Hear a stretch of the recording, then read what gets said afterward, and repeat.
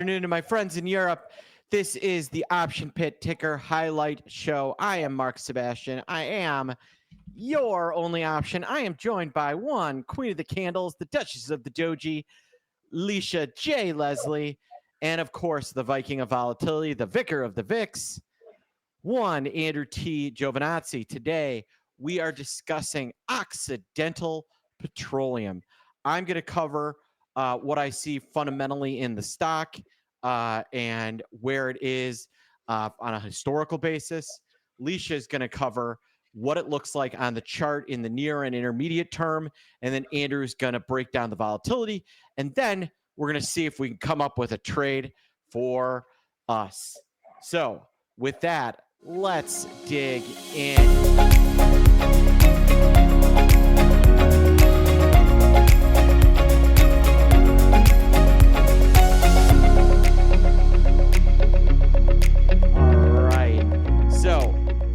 Occidental Petroleum, Warren Buffett's baby, if you will. This is probably his second biggest energy holding. I think he owns a little bit more CVX, but it is just in free fall. It's down to closed on Friday below $52. Let me put that in perspective. That is a 1-year low, and that is a 2-year low. Going out 5 years, you're coming out of COVID. But pre-COVID, it was, high 40s, that area. So if you're looking for levels, I guess the right prior to COVID high was right around here in 2013, around $49. Pretty interesting. What's crazy is the sell-off has been very much related to oil.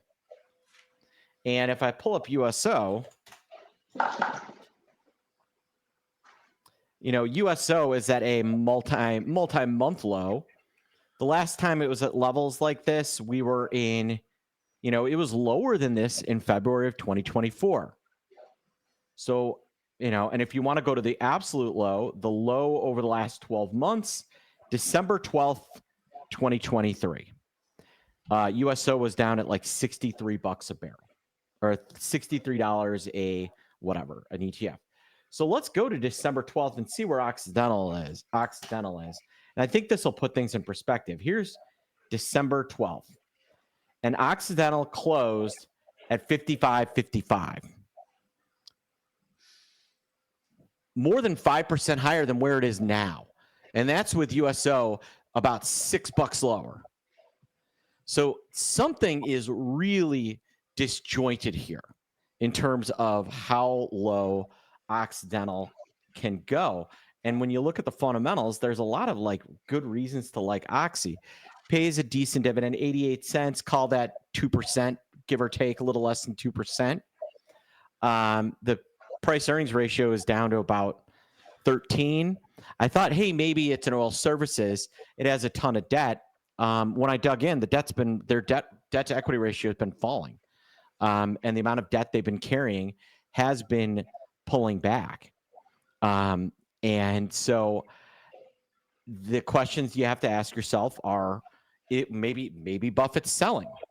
Well, that would be weird considering how much Oxy was one of the two stocks that he actually increased his ownership in the last quarter, right? If you look at change in Buffett, Berkshire Holdings.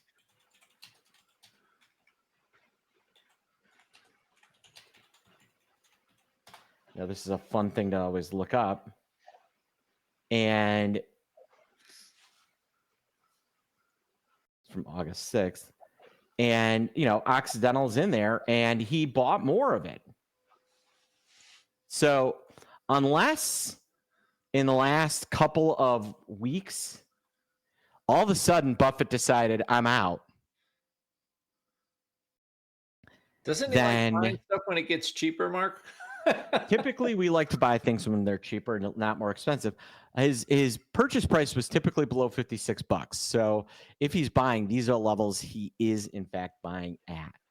So that is when I'm looking at what's going on with Oxy, it just doesn't really add up other than the fact that,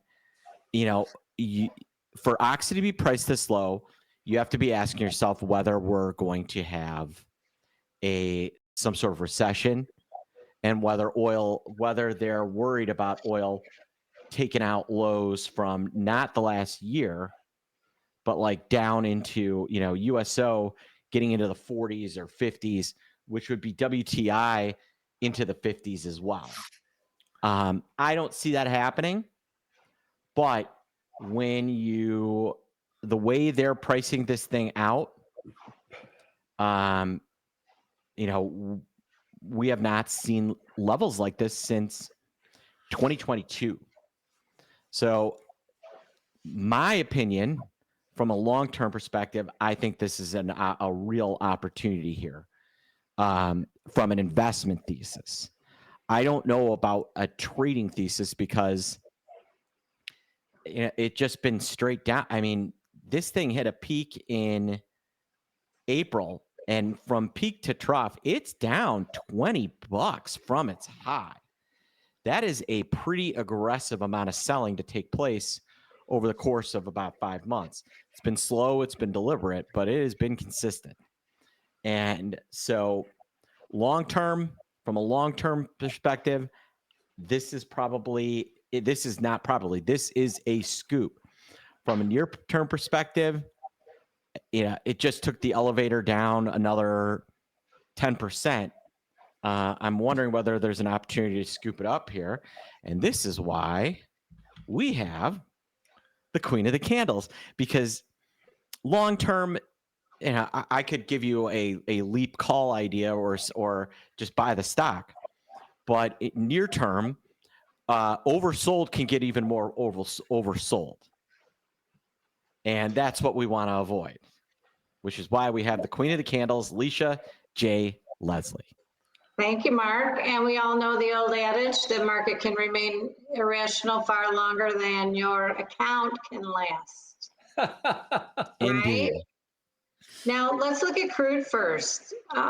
Crude, I have this 67, 66.95, goes all the way back. Here it was resistance, support, taking on support all the way back to June of 2021. So right now I have crude holding that. Watch for a change in trend candle here. Could be right now like a tweezers bottom. We need more information. We need a rally tomorrow confirmation. Today could be doji. What is a tweezers bottom, Leisha? Tweezers bottom is when you have two candles that have the same low, or as in this case up here, tweezers high, same low. It's called a tweezers. Here's one right here too. And it could be the shadow, the upper and lower shadow. It doesn't have to be the real body. Look at how many there are. Look at how interesting that is. Here's one right here in crude. Here's one here, and here's one here. And here, maybe we'll get a tweezers bottom here. So my line in the sand on the crude itself is 67 on the light crude. So then you brought up USO. I have USO right at the bottom of my pitchfork there. And this pitchfork goes all the way back to December of 22. Wow.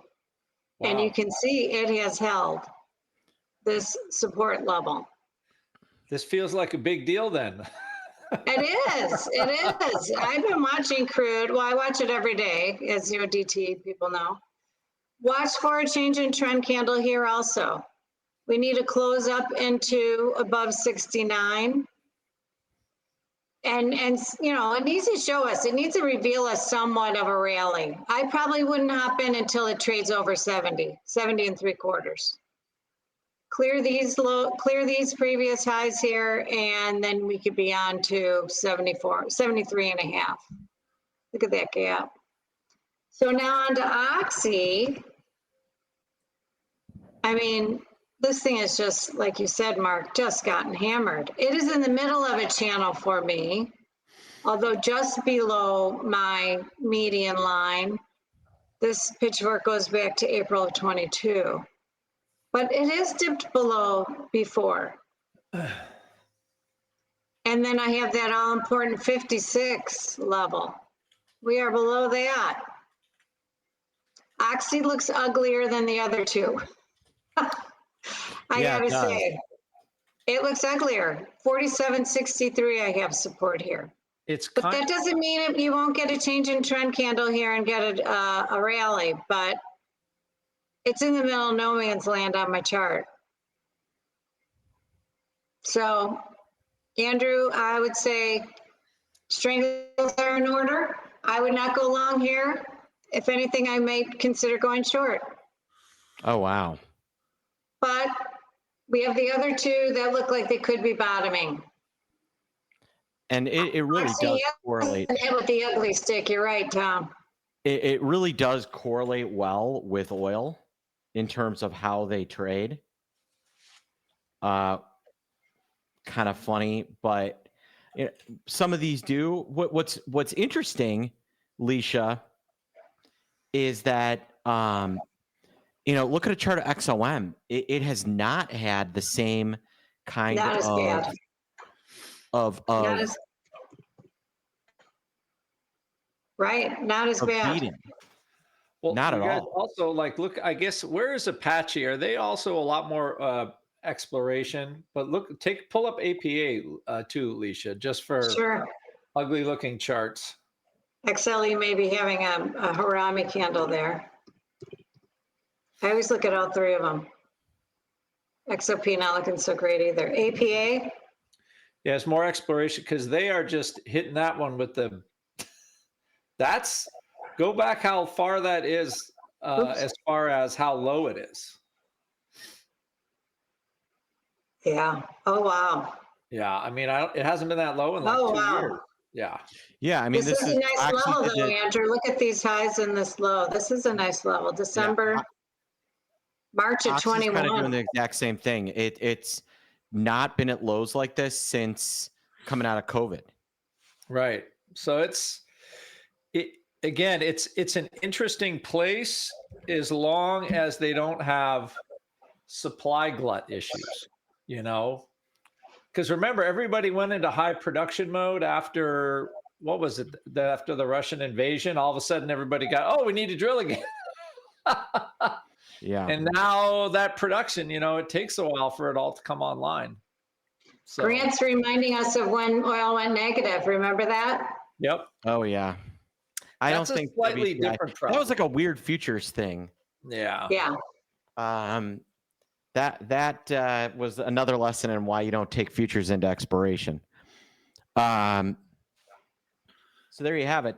So Andrew, from a simple perspective, and you're going to throw out, I think, are you going to be looking at strangles here, Andrew, you think? I would. I was looking at a couple of ideas, like, and then I've got kind of just a longer dated idea that is pretty simple that I like. I thought of just also could be just like a diagonal, like buy a short-term put and sell long-term put. I didn't think, some kind of backspread that way. It's margin intensive, but yeah. I didn't think it was too bad of an idea. But really what you're seeing, I mean, that's why I'm looking at that, because you've got volatility here besides this one, the August 5th explosion. You're basically at the highest, like, medium term volatility you've seen here in quite a while. Mm-hmm. So my idea, I thought here, so again, it's responding to the fact that the stock is down 10% in 1, 2, 3, 4, 5, 6, 7, 8, 7 trading sessions. Yeah. So I thought what might look good there would be, a diagonal put spread. So buying something kind of close to the money, let's say, like a SEP 27, like a 52 put for around $1 and change, and then selling a put out here It looks like you sell the OC 50 put for 84 cents. So that would reduce your cost quite a bit. So Yeah. basically, like, you're getting short, but you're not getting crazy short. It's a margin trade. There's a lot of margin on that. You Yeah. would need PM. You could fix that by selling like a put spread against the put, but Yeah. Buying like the 42 puts for 10 cents, something Yeah, like that would yeah. cut that down I mean, significantly. the strangle, I mean, you're kind of paying like, I like the strangle idea because the vol's going up, but just you're spending a little bit more money than, it's not, they're not giving the vol away anymore. So, I was just looking at from like a dollar cost. Sometimes the vol is high, but then you look at the move and you say, is it high? Yeah. I was looking at the Jan 55 calls and Oxy was just $61, correct? Yep. They're $230. Sometimes the vol is high, but it's actually not really that high. Right. And just if I wanted to just stick a leg out and make a bet on not a bet, put a trade on Oxy having a recovery long term, I like the Jan 55s, and actually I think I like these better. The March, so these have 6 months. The March 55 calls are $3.10. Got a couple of dividends in there, but if Occidental just gets like a little bit of a breath of life, those calls are going to wake up pretty fast because they are inexpensive. You could buy that long-term call on the cheapness factor and buy that's a what I'm short-term thinking. put for $1 and change, and I like that. Buy the 55 calls for 310. Buy the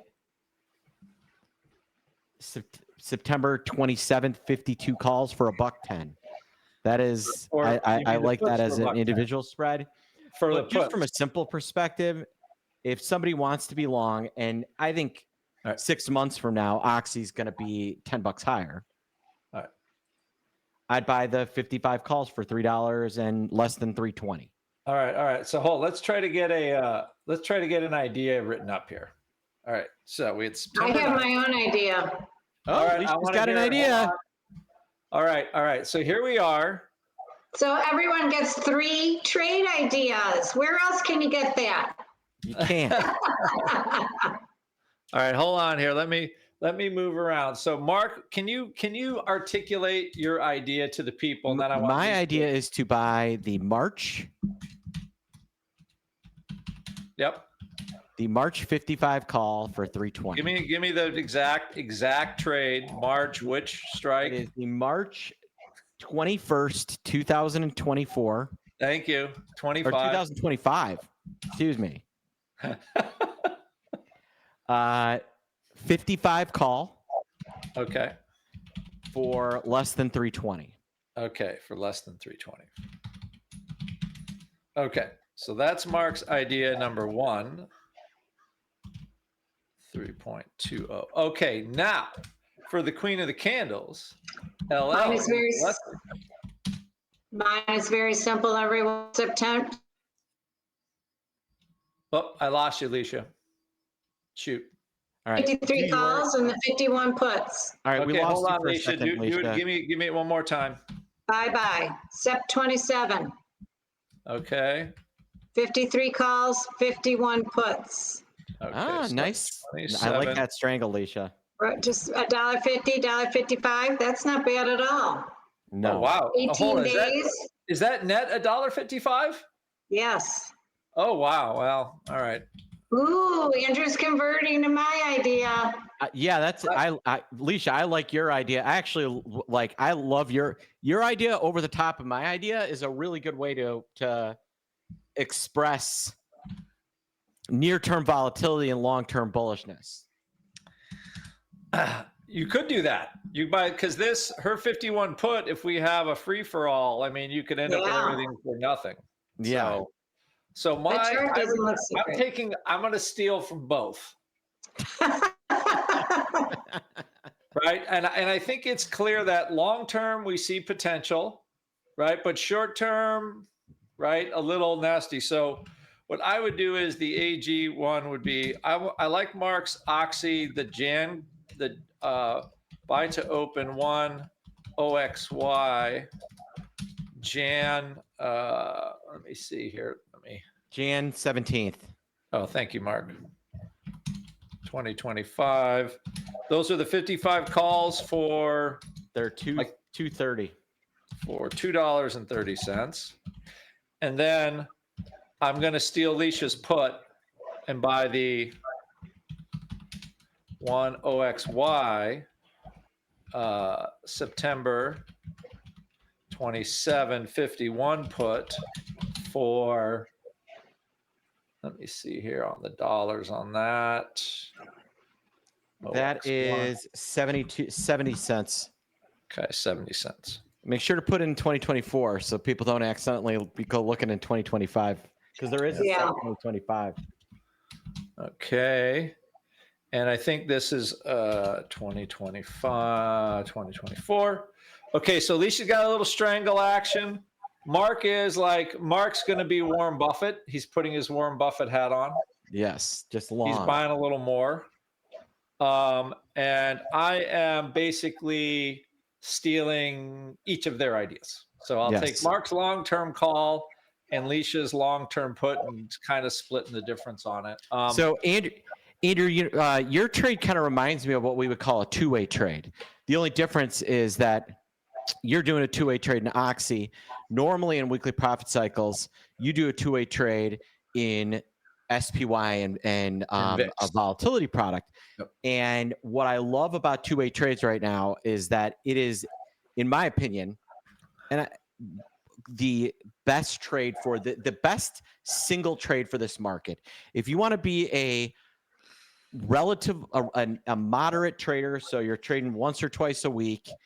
I mean, you can trade every day if you want, but if you want a simple, easy trade that is going to, I think, do very well in this market and also have a little insurance value when things do go to hell in a handbasket, which I think has potential this week.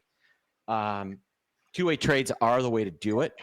And we would love to have you guys join us in two-way trades. We're running a little special right now for Andrew's two-way trading system.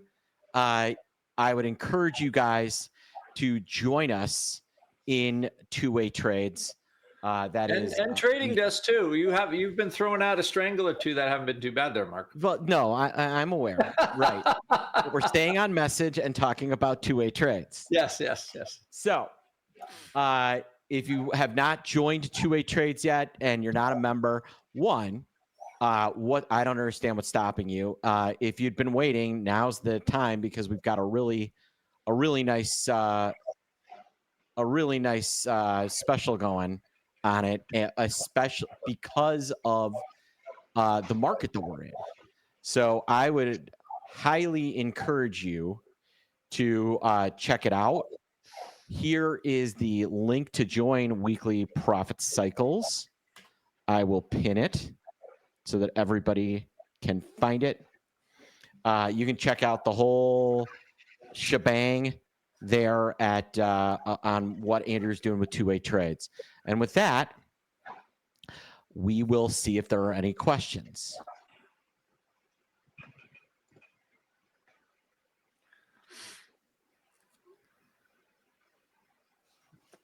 No, we just got a lot of thank you very much. Thank you everybody for coming. My gosh. Yes. This has been quite a morning here. It has been. Y'all don't see anything in Oxy for Nov 15th earnings, Nov 11. The Jan D-Banks, the Jan kind of covers the November earnings. So does March. Generally, Leisha likes to generally we don't trade earnings very much because they're so binary. One of the things that you'll learn as you become a seasoned trader is that when you're trading around volatility and when you're trading around options, these binary events are, generally pretty well priced. And when they're not properly priced, You can be right and lose. You can be wrong and you can be wrong and lose. You can be right and win. You can be wrong and win. They're such a crapshoot that we'd rather stick to areas where we can control as many variables as we possibly can. And earnings are a variable that we literally do not have a lot of control over. And so we generally stay away from it. True. All right. Unless there's a super duper something real cheap that you can Yeah. hop in and take a shot on. Yes. And that Every now really and again, happens, though. if there's like a really smart way to do it, if volatility gets so out of whack that we feel like we can take advantage of it, we're not saying we never trade earnings, but only when it is to our advantage, which is somewhat rare. But when it is to our advantage, we'll do it. All right. Well, everybody, thank you for joining us on the Ticker Highlight Show. We gave you on the show, we walked you through what we were seeing long-term and fundamentally on Occidental. Leisha gave you the levels that she was watching in crude, in USO, and in Occidental, along with looking at XOM and a couple other fun stocks. And then we gave you a 3-for-1 special, 3 different ideas. If you just want a simple long-term idea, I gave you one. If you want a short-term trade that takes advantage of wild movement, that's Alicia's. If you want a little from column A and a little from column B, that is Andrew's trade. And there you have it, folks. So for Leisha J. Leslie, the Queen of the Candles, the Duchess of the Doji, and Andrew T. Giovinazzi, the Viking of Volatility, the Vicar of the VIX, I am Mark Sebastian. I am your only option. I hope you have a great Have a good day, everybody. Thanks for coming in. Great week. Have a good day, everybody.